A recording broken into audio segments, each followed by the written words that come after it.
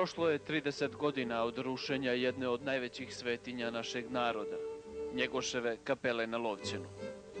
Knjiga Komnena Bećirovića Borba za Lovćen Njegošev, koja je promovisana u kino sali Novog studentskog doma u Podgorici, zaokružuje jedan ciklus borbe autora da se Njegoševa kapela sa vrhom Lovćena spase i dovede u prvobitno stanje uklanjanjem sadašnjeg stanja na Lovćenu.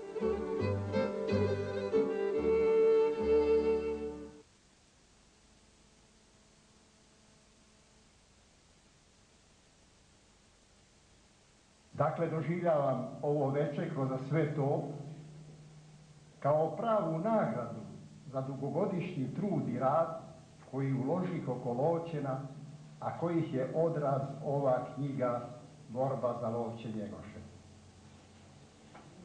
A mogao bih dodati i za Lovćen crnogorski i srpski, kad to ne bi bio običan pleonazam, budući da ime Njegoševo u sebi najuzvišenije sadrži oba ta pojma. Zapravo večera se osjećam ponosnim što sam više od 30 godina života svoga primio na jedan od najviših oltara srpstva i svijeta, Njegošev hram na Lovćenu. Kao što se slično osjećam što sam također polovinu tih godina priložio na oltar naše svete Lavre Moračke radi njenog spasa od potopa, kao i spasa čitavog podneblja u kome kao neuveli Božji cvijet ona već mnoge vjekove traje. Mislim da su uglavnom svi vidovi mnogostrukog pitanja Lovćena zastupljeni u knjizi o kojoj se večeras govori. Pa se ne bih ponavljao, sem što bih htio da se prije ustupi mjesto narednim govornicima, čiju nadahnutu riječ znamo i koju jedva čekamo, najkraće osvrne na nekolike stvari. Pošto je 1916. Austro-Ugarski osvajač na Srbiju i Crnu Goru srušio kapelu na Lovćenu, izvadivši iz nje prah Njegošev, kako bi, to doslovno stoji u naređenju iz Beča, Lovćen izgubio oreol svetilišta. Trebalo je da prođe 9 godina prije no što je po zamisli mitropolita Crnogorsko-Primorskog, kasnije patrijarha Srpskog Gavrila, i da režljivošću kralja Aleksandra pranećeka Njegoševog rođenog pod Lovćenom kapela 1925. obnovljena i u nju vraćene mošti Njegoševe.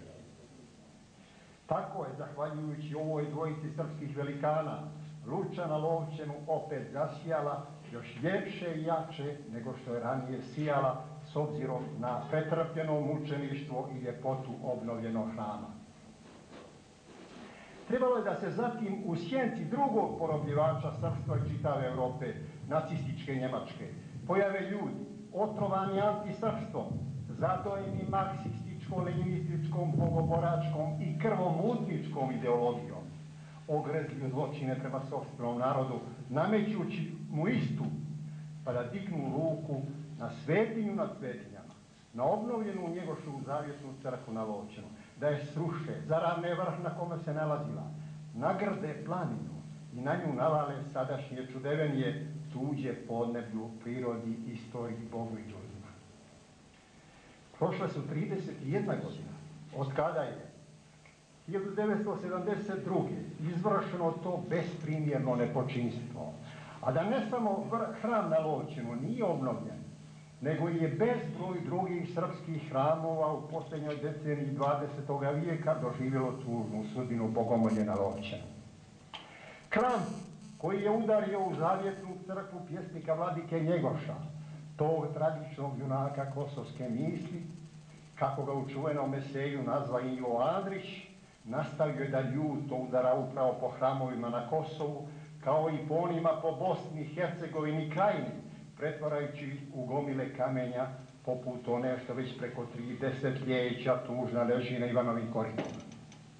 U tome je upravo strašna simbolika stradanja hrama i praha Njegoševa. Dva totalitarna zla, fašističko i komunističko, koja su satirala srpski narod tokom 20. vijeka, a čije je čudovišno čedo sadašnje zdanje na Lovćenu, nastavila su da nas sa posebnom žestinom more u posljednjoj deceniji vijeka. Antisrpsko zlo, koje su komunisti tokom njihove poluvjekovne strahovlade sijali gajili, posebno na Kosovu, tom prevashodnom prostoru srpske duše i Njegoševog genija, urodila je u toliko užasnim plodovima svuda po srpskim zemljama, što se domaćem zlu pridružilo zlo svijeta, prvo kroz prikivanje srpskog naroda na sramni stup, zatim ratom protiv njega najveće vojne sile svih vremena NATO-a upravo radi oduzimanja mu sveštenog Kosova. No iako je to tako, ne smijemo očajavati, niti padati u beznađe i malodušnost, a na to nemamo ni pravo kao ljudi i hrišćani, samim tim što smo u pravdi i istini, koje su odlike božanske, kao što su nepravda i laž, u kojima su ogrezli naši protivnici svojstva demonska. Kao što nam u raznim prilikama u životu duh pohode mnogi Njegoševi stihovi, da nas poput molitve prosvijetle, utješe i okrepe, tako se i u ovoj prilici sjećamo jedne od njegove najhrišćanskih riječi. Stradanje je krsta dobrodjete.